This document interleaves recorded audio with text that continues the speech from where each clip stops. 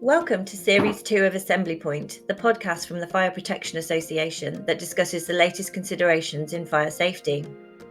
I'm Claire Wright, the Director of Training and Digital Services here at the FPA, and I'm joined today by Jane Duncan, OBE, Chair of the RIBA Expert Advisory Group on Fire Safety, and Clive Johnson, Group Head of Health and Safety for Derwent London, to discuss the competency requirements at each stage of the design and construction of a building and how these can be met.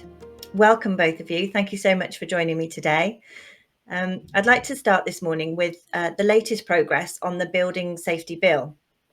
Now moving through the House of Lords, the Local Government Association has voiced concerns that there will still be considerable costs to both the Health and Safety Executive and local regulators, including the training and provision of extra staff, and those councils have yet to receive funding for the improvements that will be required. Clive, perhaps if I start with you, is it fair to say that there's still some way to go before the competency framework outlined in the bill can be implemented? And where do you see the areas that require input from industry? One of the areas that they are looking at is looking at the existing experts within our industry in terms of what competences they had before Grenfell and what competences are required now after Grenfell. So in terms of all that upskilling and from an engineering point of view, from a management point of view, and from a implementation point of view for the competencies. But having sat on a recent meeting with the Building Safety Alliance and a recent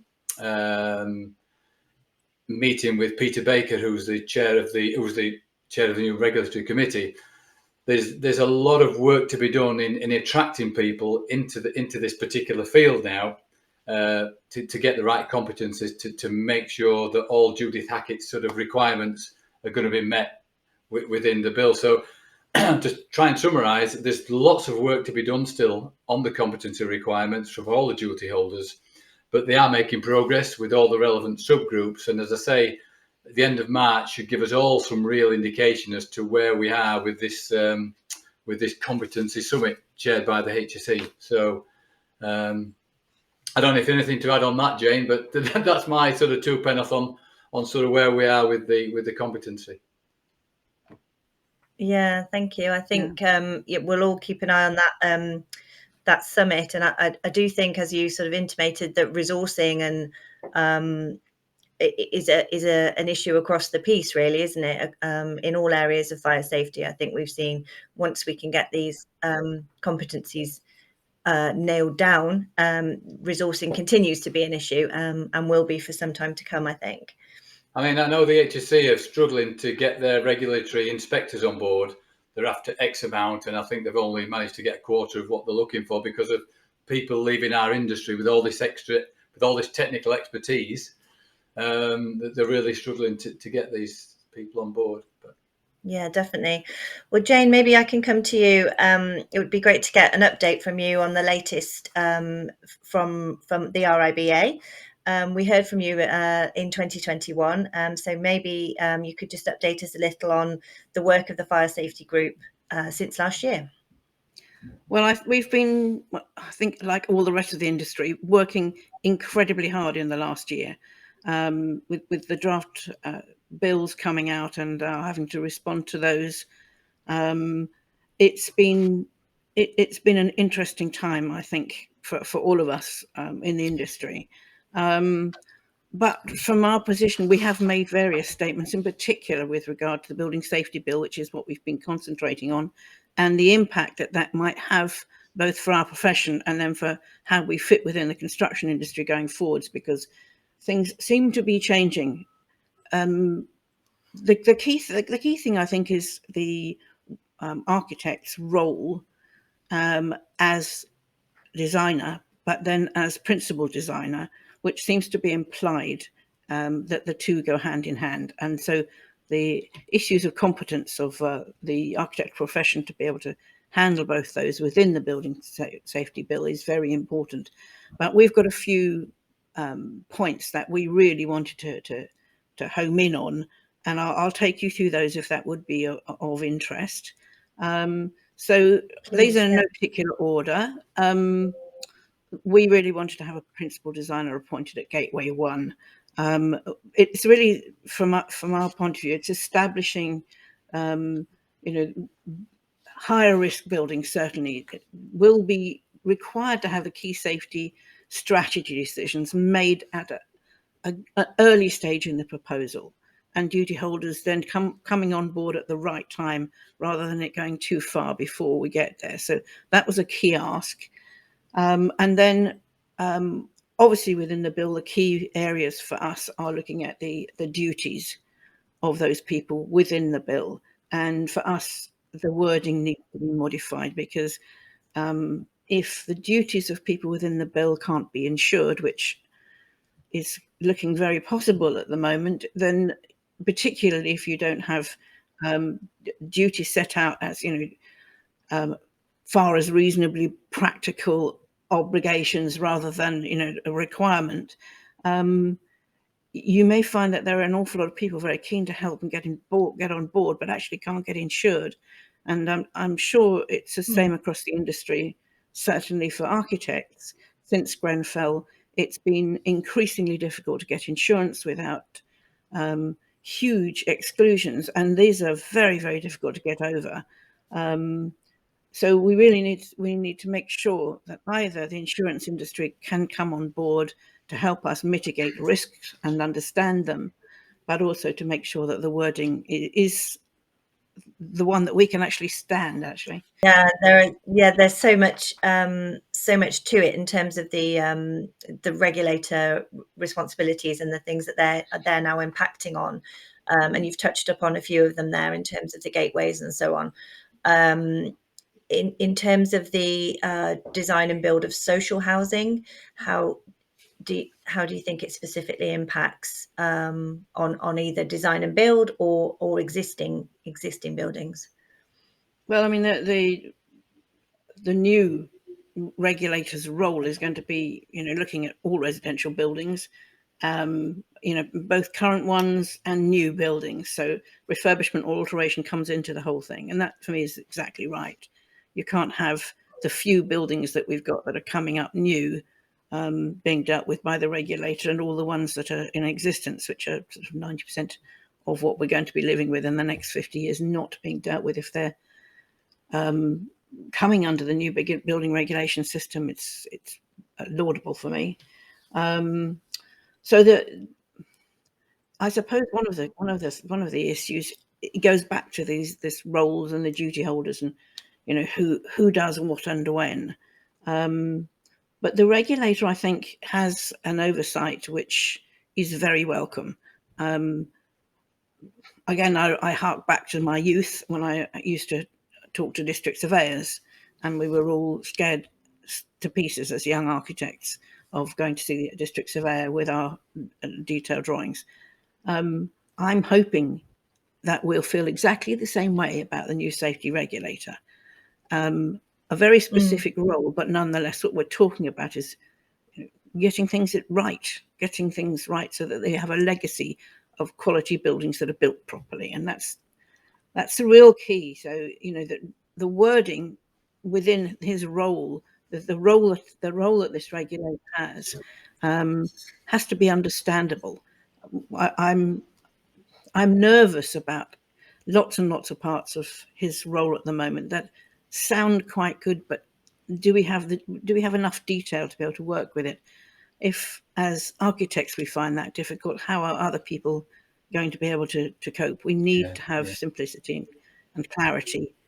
Yeah, if you don't mind, just to put my two pence in on what James just said. I mean, from a developer's perspective, and I put myself in an informed and intelligent developer's perspective, and I know there's lots of other developers out there that's probably not on the front foot like we are at Derwent. And these particular hold points where Peter Baker's team are going to be coming in, from a client's perspective, we'd be considering now adding extra time to a project because of those hold points where they're going to have to come in. You're going to have to think about extending a project that might have been 2.5 years might become 2 years, sort of 9 months or something. We might be adding more time on to accommodate these sign-offs by Peter and his team to make sure you can go to the next stage. So there's got to be Jane talked about the duty holders.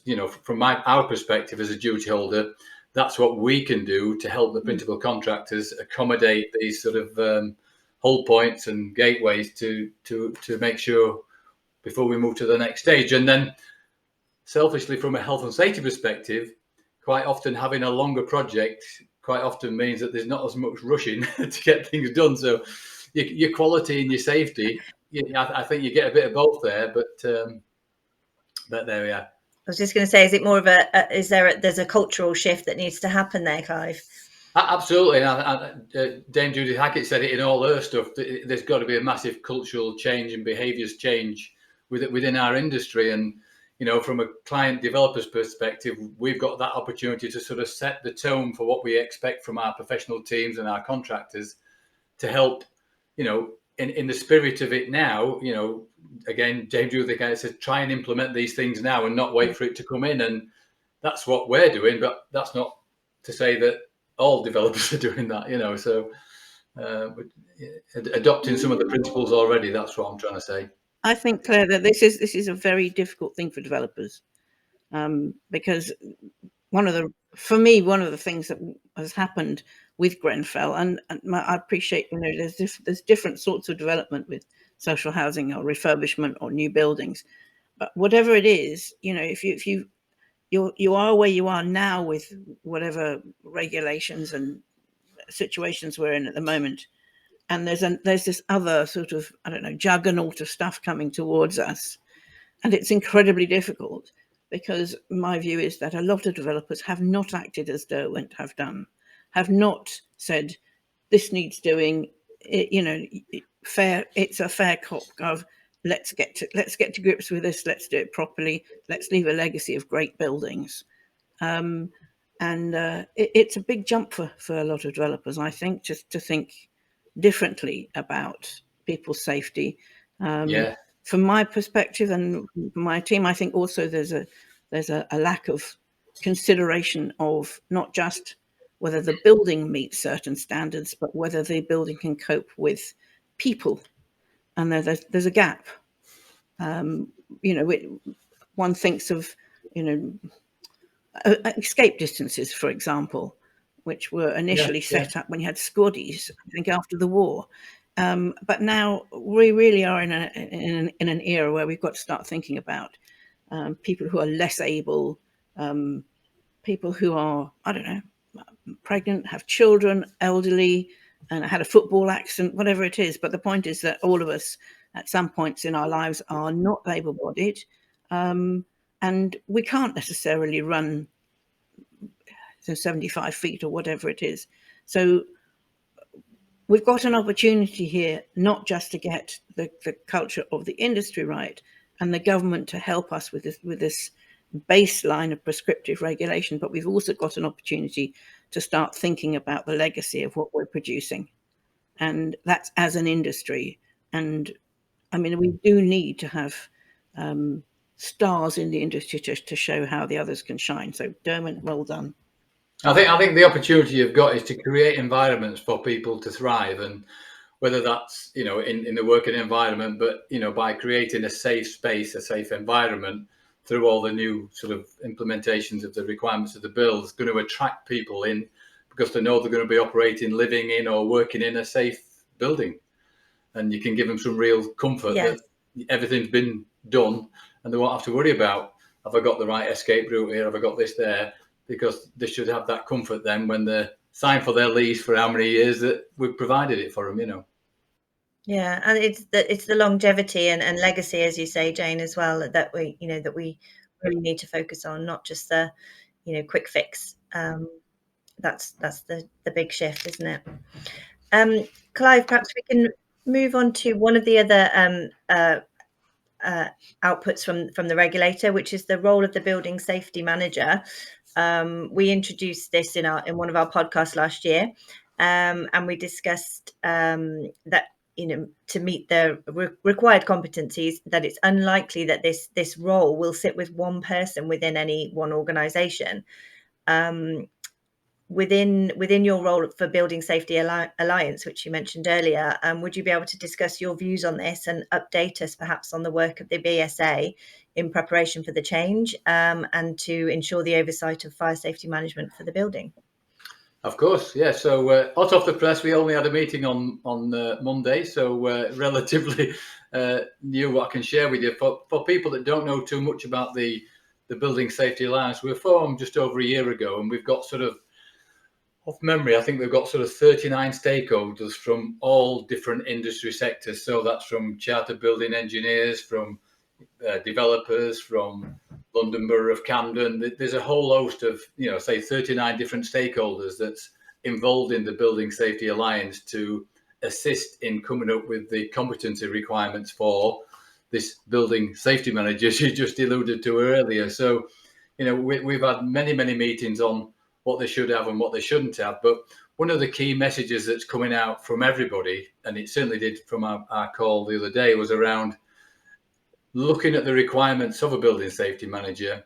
It's going to be more of a collective approach than an individual, because of the requirements that's needed. Now, I mean, I don't know if I'll be able to. I have got a piece of paper here because I just got it this morning from the group in terms of what the sort of competency requirements are for a building safety manager. Now, without sending any alarm bells off to everybody out there, there's a huge list of requirements for that building safety manager to have in his armory. From sort of identifying fire hazards in building, behaviours of a fire and smoke in buildings, understanding of the British standards, management of the property anyway. We've got a list here of 12 competencies that person should have. Now, not many people are going to get all those whistles and bells, and we've got to then consider who's going to be nominated for a company's perspective for that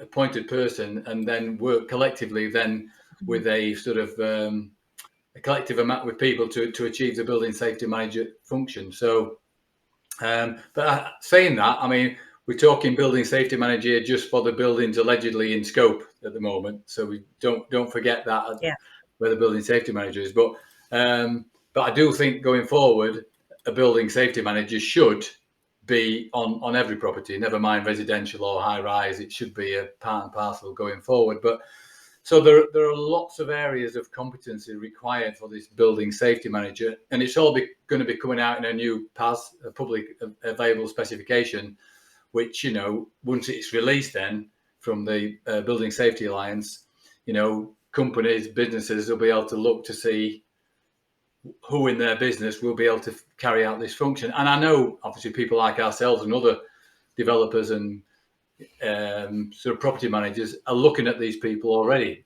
Who can they identify? Now, just on that point, we've got several buildings that were in scope of Grenfell, and so there is a course out already. It's a 3-day tall buildings course, which has been developed with Building Safety Alliance to try and equip building safety managers with some of the knowledge that they need. So we've sent our residential managers on that course already, just to try and equip them on it. So again, without waiting for it all to happen and become law, we are encouraging industry and property companies to try and, understand what's coming and try and sort of get some of their people, embedded into the new requirements before it becomes law anyway. So it's not going to be easy, Claire, to do this, and different companies have a different approach, and I don't think it matters what approach you've got. One approach will sort out one company, and a bigger company will obviously have to have a different approach. So you just got to weigh your sort of risk profile up from your buildings to see how you will accommodate the new building safety manager function within it. But so there's still lots of work in progress, and I say the Building Safety Alliance has made some massive progress on this now, and we continue then to build this competency matrix. Then at some point, when it becomes a PAS, it can be released into industry for companies to then try and align with it. So there's lots of work going on in that respect. So absolutely, and as well as the sort of the work with the matrix and the competencies, how will the BSA be able to support the role going forward in terms of accrediting or licensing, or how yeah, does the BSA great see point. I that? should have said that. Now, to get on the building safety manager register, you're going to have to meet these requirements, and you will be then on a registered list. So it's a bit like having an approved suppliers list for your building safety, but they're going to have to meet this criteria to get on this register.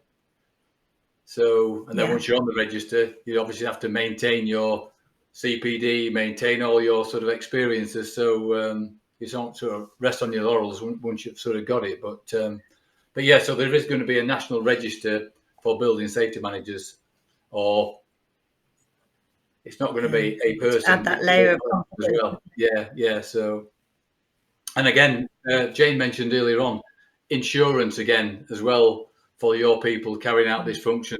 I would imagine it's going to change significantly as well in terms of we're now insuring our existing residential managers to become a building safety manager. So that carries a lot more baggage with it now than it did before.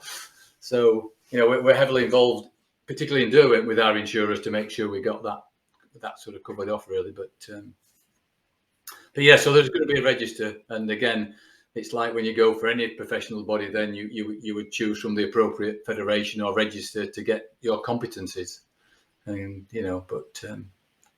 yeah. And I think, just sorry to bang on about this, but one of the other skills which we have identified in a way is going to be having some really softer skills. So technically, you've got to have the competencies, but in terms of this resident's voice and having to be able to communicate with your residents, you're going to have some softer skills to say, we're doing this now, we're doing that now, we need your input on this.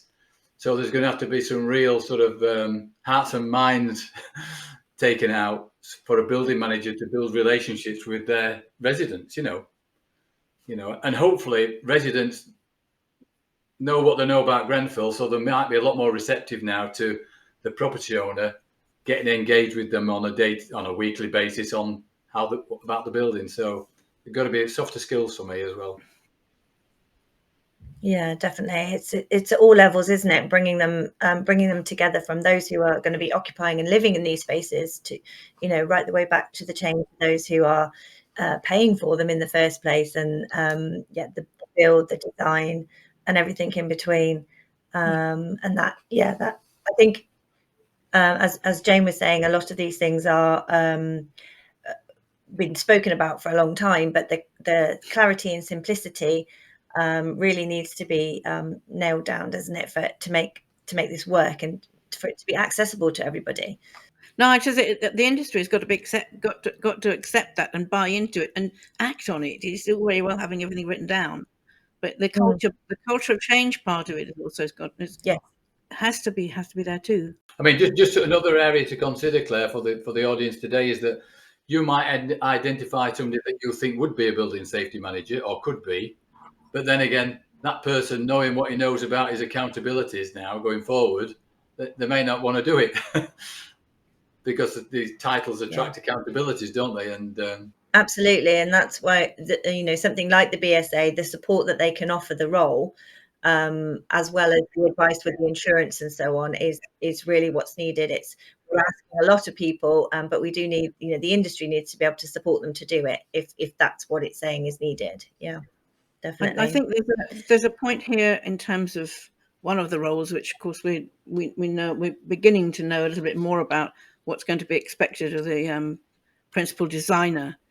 Looking forwards, there seems to be within the bill some clarity about the fact that if you are responsible for the design of whatever it is and creating the risks, therefore you should be responsible for them all the way through. In other words, architects are the ones that need to take that role, and therefore will need competency, not just in terms of architectural skills, but also in terms of the role of principal designer. So actually at the RIBA, we have started work on doing a course.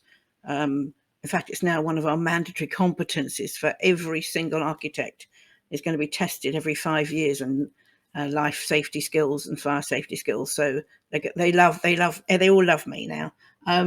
But beyond that, we're also setting up courses which mean that people can actually train to become these competent principal designers on high-risk building. It's a very specific role, but hopefully we'll be able to get everybody insured if they take one of these courses. But we'll see. The duties are very onerous. You're quite right, Clive, for everybody. So you've got to have the right people, and you've got to have enough of them if it's going to become a requirement.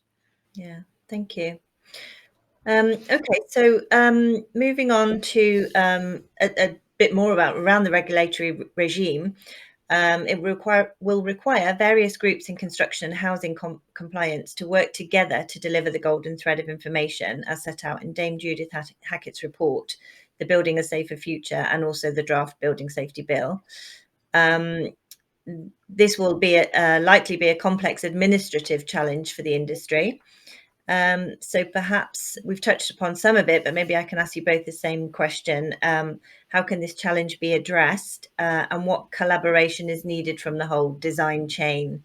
Perhaps, Clive, I can start with you. Thank you for that. Well, the golden thread of information, I align it a lot with what's currently still is required, with this sort of information that a client provides for his pre-construction phase of for the construction work. So for me, the golden thread is about providing that information, but going forward in more of a sort of having an electronic facility to embrace it all, because there's going to be a lot more than we've ever had before on that. And from a client's perspective, under the regulations, we've got that obligation to make provision for the golden thread of information. And again, it's got to be specific, it's got to be relevant, and it's got to be all those things. And there's lots of basic details that go in it there, but we're going to be including things about number of splinter heads and staircases, which Jane alluded to earlier. Do we have one staircase? Two? There's a different way of thinking now for people getting out of buildings than there ever has been. And looking at proposed facade systems, and whatever system you do decide to use, it's having the thought process and evidence to prove, if you're challenged, that you have got the right facade system in place. So it's all about you working out, if you're ever challenged on anything, as to why you get to these decisions. So there's a whole host of different information that we put together, an information pack within our business in terms of what we would expect within the golden thread of information. And as Judith Hackett said, to ensure that stays with the building for future, for refurbishment, and then for demolition. So it's got to, for the whole life cycle of the building, that information's got to be there, updated, and monitored. So again, it's something which you might say we should have had already, but we have obviously had operation and maintenance manuals for many years, but my experience is that they've never always been updated. They get put on a shelf, or they get parked up on some system somewhere, and you have some refurbishment done and fire stopping done, and it's never updated. So I think this is a really great discipline to again instill into building managers and construction processes, to make sure we get this, keep it relevant, so it's there when anybody comes knocking, you can provide the information. And then, as I say, for the life cycle of the building as well, but again, we don't want to overburden it either. It's got to be relevant. The information, you don't just dump everything in there. You've got to make it relevant to the building and the use of the building. It's easy to just dump everything in. And I suspect the way this information is, perhaps the way the information is compiled, and how is it stored, how is it managed, how is it updated? There's a whole piece on that as well, isn't there? And how that's likely to be different across the country. I think that for me, the golden thread starts with the first thought about what you're going to do, and I think the easiest thing to do is actually, obviously, those that are in the UK BIM framework are going to find this a lot easier, because that movement of information is already captured, and it's an information shared, which facilitates this. But I mean, if you're not actually within that framework, or you're not working in those ways, then there's probably a little bit more that you've got to put into place. But the point is very basic. If you start, as architects do, inevitably designing a building, you have to consider the risks of the design of that building very early on, and you have to go through a process of understanding those risks and putting those down. And then as you develop into post Gateway 1, so you're actually doing construction information, the information becomes more technical. It needs to go through a more rigorous process with all of the design team, so that you can hand over something that is clear to be constructed. Because from my perspective, it's not just a golden thread of information about sort of how you design something or what the information is, but the point is, how do you then ensure that the construction follows that thread? And for me, I mean, we've been talking a lot about this at the RIBA. You know, there needs to be standards created. There needs to be regulatory processes created around sort of inspection, if you like, of the work. How do you know you've done it satisfactorily? How do you certify construction? Certainly, all the duty holders are going to have to be able to agree this process.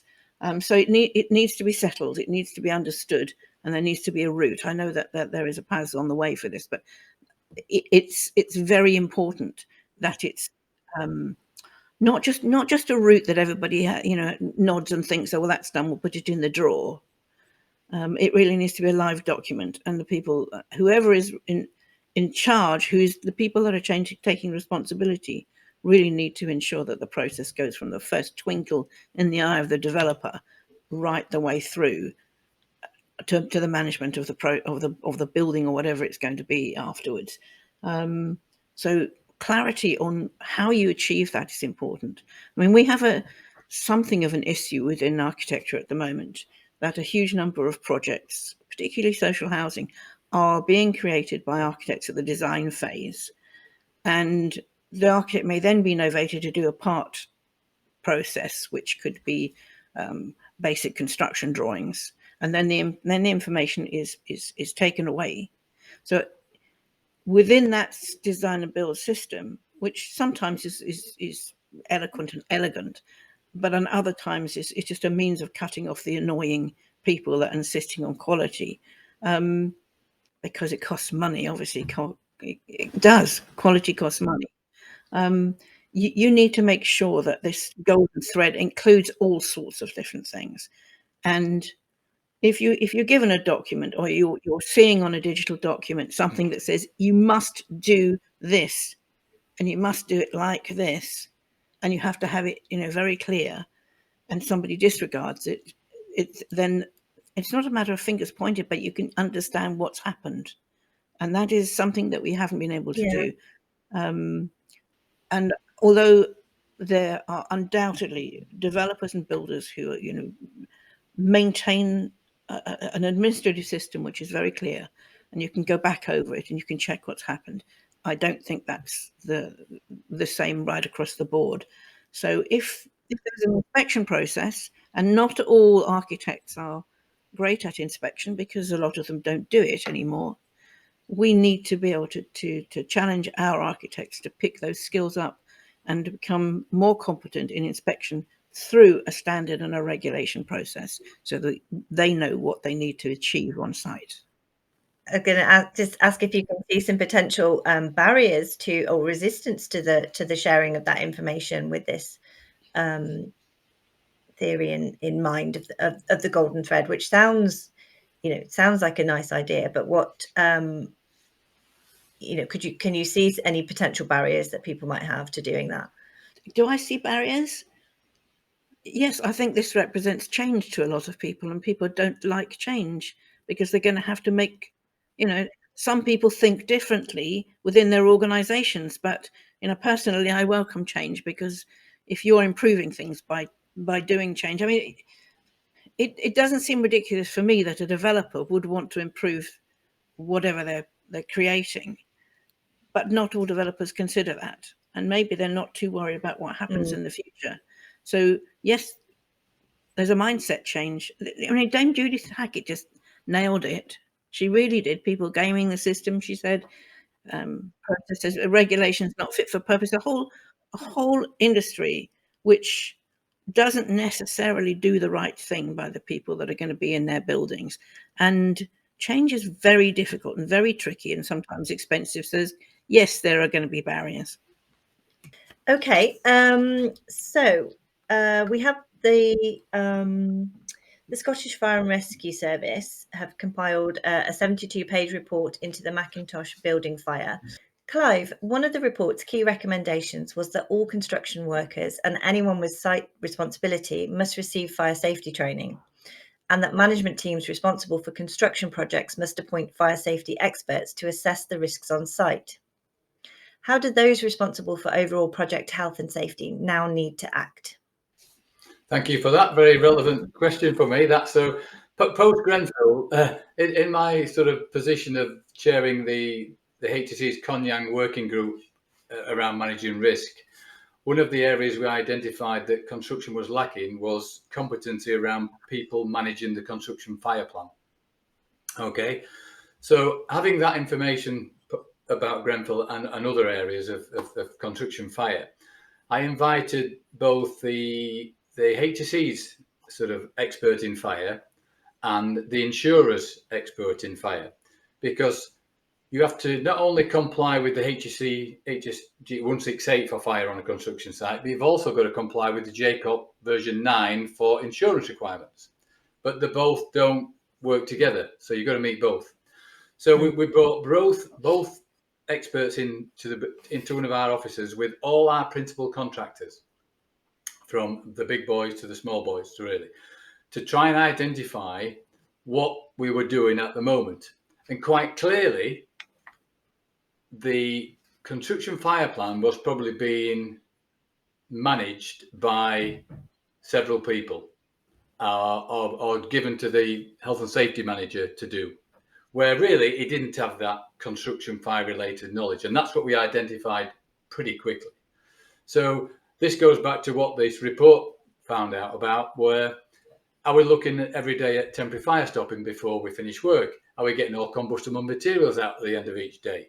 And all these sort of issues which we were flagging up. And, you know, and unfortunately I witnessed several years ago where the insurers, they pulled their insurance of a project because they weren't doing certain things daily.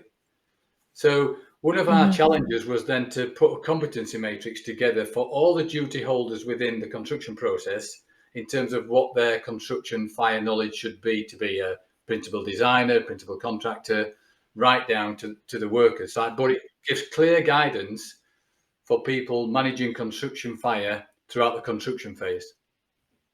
So we believe it's been a great piece of work done to help that construction phase, and hopefully if these maybe have been implemented, we may not have had the same what we did in Scotland.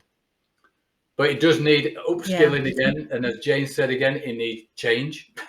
you know they might say, well, we need another resource within the project management team now to look after the fire plan. Well, so be it. You've got to manage it, because the fire on a daily basis changes. Everything changes from the different sequencing of the project. So you've got to have somebody with that knowledge to know that we're doing that type of work now, so it's brought more risk into the building. We've now got rid of that, so it's reduced that risk into the building. And you need that knowledge within the construction team to be able to adapt daily to those construction changes. When it comes to building product specification, architects rely on the products meeting the safety claims as advertised. Jane, perhaps I can ask you, how can the building products industry and the design industry work together to maintain the trust that the fire safety claims are accurate? This is huge. This is a huge issue for anybody that specifies materials. It isn't just architects. The truth is that it's really tricky. We have for years just made an assumption that a product that we've used before can be used again, because if you look at the marketing stuff or any accreditation or testing information, one assumes that it's right. And what we've heard in the inquiry does question that, and it's very scary.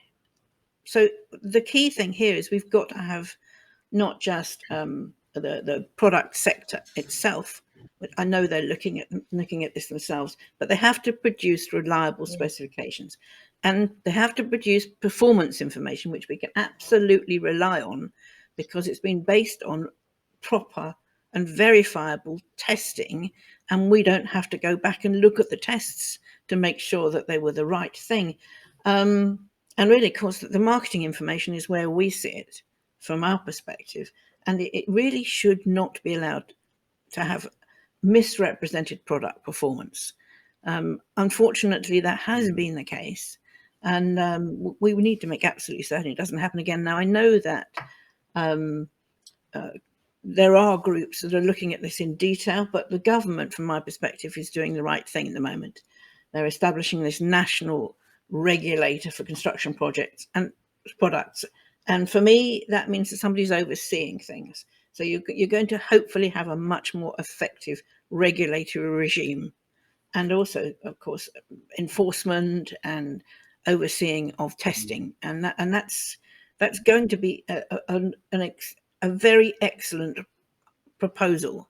It's just so one final question really then, which is around the move towards low carbon methods of construction, and what's known as commonly termed as modern methods of construction becoming far more desirable. Some of these methods do pose a greater fire safety risk, and how can we mitigate those? Jane, if I ask this one of you. Well, we're in an era of climate emergency where we've got to start thinking differently. No, not start. We've got to wind up our thinking.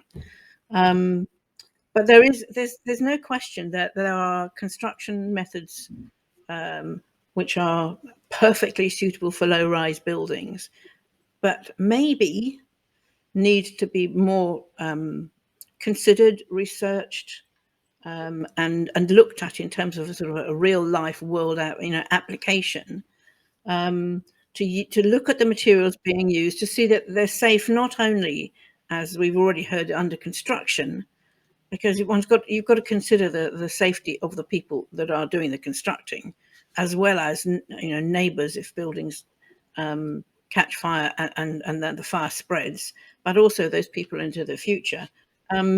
My own view is, I mean, for example, CLT, timber frame, other methods of construction, which I'm absolutely supportive of, need to be considered with a very large amount of clarity and careful research under proper situations, not just sort of a piece of timber, but a whole wall system needs to be tested. This links back to the requirement for the construction products to be tested properly. Everything needs to be tested, and it hasn't necessarily been tested thoroughly enough for me. And we need a national system. We need to test on a national basis. We can then rely on what we're told, and then everybody. It's very hard, for an architect who's mainly a free spirit to say we need more regulation. But the truth is, you have to. If it doesn't exist, then you've got a problem. It's you've got to have this baseline of understanding, how testing takes place, how you rely on products to keep people safe, whether they're constructing a building or living in it or managing it. You still need that safety to be paramount, really. Thank you so much, both of you, just for taking your time today to share your views and your thoughts, and for keeping the debate moving. I know it's something that occupies you both, probably day and night. It's a big piece we're in the midst of, and we're beginning to get to pull the strands out now, to see where we're going to go in the future with it. So thank you so much. It's been really interesting talking to you both.